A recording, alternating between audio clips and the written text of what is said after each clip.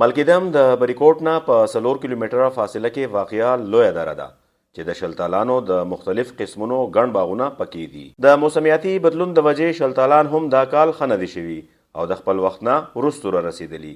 د شلتالانو د باغونو او مختلف قسمونو په اړه ځایي زمیندار محمد عزیز وایي دلته د 1500 نه زیات قسم شلتالان کیږي. زما نوم محمد عزیز دی او زه د ابوی کلي سره تعلق لرونکی یم. دا زما خپل باغ دی، د دې نوم ملکیدم دی. نو په دلته کې چې کوم دی د شلتالانو باغونه دي، د الوچو دي، د خوبانو دي. نو د شلتالانو خو څنګه چې تاسو ته پته ده تقریبا زموږ په ملکیدم کې تقریبا 15 قسمه شلتالو چې کوم دی هغه موږ د دې نه دخ کوو او مارکیټونو ته موږ لیږو. ارلی گرین دي، پروډاکین دي، آی 6 دي، دا 669 راځي، نیکټرین راځي، بیا پکې راځي 4.5 نمبر پکې راځي، پونی 5 دي، 5 دي، بسرې دي، شپږم دي، شپږ نیم دي، اووم دي، او په دې کې چې کوم دی بیا سوهانې دی، بیا پکې اتم دي. دا تقریبا 15 قسمه شلتالي چې کوم دی دا زموږ په دې خاوره باندې پیدا کیږي او دا مونږ ملک مختلفو ښارونو ته مونږ لیږو. سخت کال د ګلۍ او بې موسمه بارانونو د وجې شلتالو کمزورې او په سایز کې وړوکی دی چې زمیندار لۍ د ګټې په ځای زیان راوړی.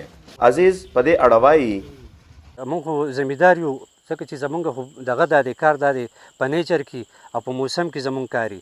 نو دا تقریبا د 2018-17 نه چې کوم دی دا بدلون مونږ محسوسو او دا لا روان دی، لا مخ په وړاندې روان دی. نو د موسم د بدلون د لاسه چې کوم دی زمونږ خو یو میوې لکه ډېر زیات فرق راغلی دی.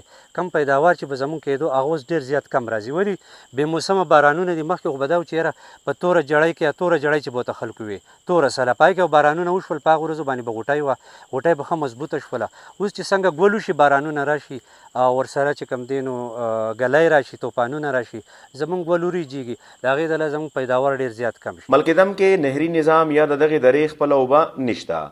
زمیندارو کویان، ټیویلي ویستي او په سولر سیسټم یا جنریټرو باندې دغه باغونه د ټیویلو په ذریعه اوبه کوي. زمونږ دا دغه چې کوم دی دلته کې خو نهري نظام نشته دی. ټول چې کوم دی نو دا مونږ کویان دي او کویان ټول په سولرو باندې مونږ دا اوبه راوباسو. نو د موسم د بدلون د لاسه چې کوم دی زمونږ غټه ستړي دا دی چې زمونږ د اوبو لیول ورځ ته ورځه په کته روان دی. د هغې نه مونږ ته ډېر زیات مشکلات دي ځکه چې دا کوی ما تقریبا په 2000 کې ایستو، زما د اوبو لیول چې کوم هغه 120 فیټ و. نن چې کوم دی زما د اوبو لیول چې کوم دی هغه 180 فیټ دی. اصل کې چې زمونږ دا خاوره چې کوم دا د شلتالو دپاره ډېره زیاته موضوع ده. که تاسو نظر واچوئ که نه جي دا خو ثابت سوات دی، خو زمونږ مساحل علاقه چې کومه ده کوټاب وه، په دې کې دا ټول شلتالو په ډېر بهترین طریقې سره کیږي. د دې ذایقه، د دې سایز او د دې رنګ دا به تاسو ټول سوات نه دا به تاسو ته مختلف راځي. دا د MMA حکومت و جي دا تقریبا په 2005 کې د هغوی حکومت او دا سکیمونه چې څه شوي دي چې دا موږ له هغوی کړي دي. دا تقریبا په هغه ورځو باندې زما د دې 5 سکیم چې څومره دی دا زموږ تقریبا 12 جریبه دا باغ دی، په دې باندې 4.5 لک روپو سکیم لګېدلی دی. دا د MMA د حکومت ته وخت دی جي. زموږ بله مسله دا ده جي چې یاره زموږ سره د فرټیلایزر ډېره زیاته مسله ده جي. ولې ورځ ته ورځه سري چې کوم دی حکومت ګرانۍ موږ سره هېڅ قسمه سبسډي د حکومت نشته دی. ورځ ته ورځ سري ګراني هغه سري چې د مشرف په دور کې چې کوم دی په 800 روپۍ باندې بوجۍ موږ دخ کوله هغه نن په 6000 په 7000 روپۍ اخلو. د ګورنمنټ د لاسه زموږ سره نه په فرټیلایزر کې سبسډي شته، نه زموږ سره په پیسټیسایډ کې شته.